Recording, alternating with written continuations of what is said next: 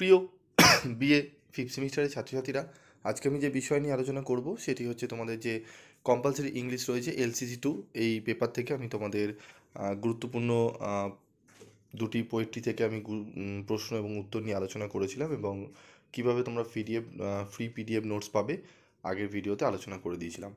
তো আজকের এই ভিডিওতে কি আলোচনা করব, দেখো, তোমরা একটি পোয়েট্রি আমাকে বারবার রিকোয়েস্ট করেছো, স্যার এই পোয়েট্রি থেকে আমাদের একটু যদি সাজেশন দিয়ে দেন তাহলে খুবই উপকৃত হই।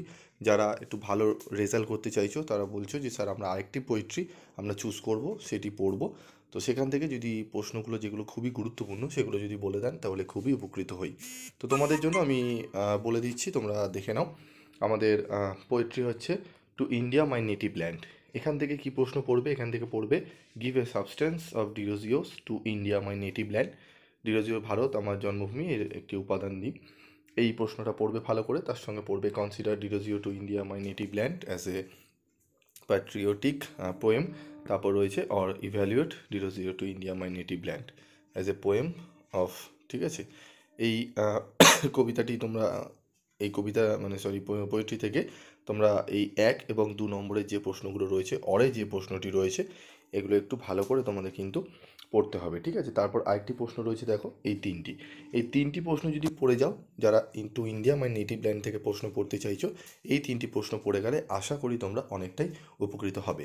ঠিক আছে, তো এখান থেকে এই তিনটে প্রশ্ন পড়ো, আর সেরকম প্রশ্ন পড়ার দরকার নেই। যদি তোমরা এক্সট্রা পড়ে থাকো তাহলে অসুবিধা নেই, তোমরা পড়তে পারো।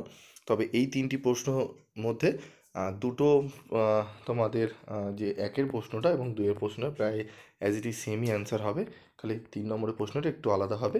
তো এই দুটো প্রশ্নই অ্যাকচুয়ালি হচ্ছে। তো এই দুটো প্রশ্ন তোমরা যারা two India my native land পড়তে চাইছো তারা এই 3টি প্রশ্ন এখানে দেওয়া রয়েছে, প্রশ্নের উত্তরগুলো কমপ্লিট করে নিল।